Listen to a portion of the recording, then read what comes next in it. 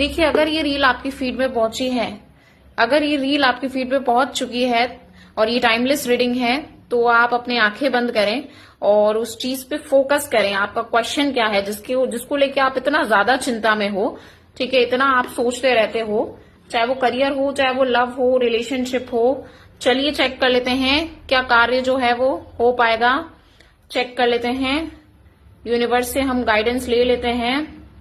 Universe please guide for all the audience, जो भी देख रहा है टाइमलेस रीडिंग में, उनके साथ क्या होगा, क्या चांसेस हैं, क्या प्रोबेबिलिटीज हैं, काम हो जाएगा उनका,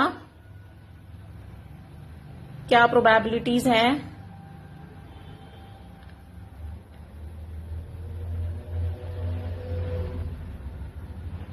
देखिए, पॉसिबिलिटीज हैं कि आपका काम जरूर होगा, ठीक है, पॉसिबिलिटीज तो आपकी बन रही है। 50% तो ये मान के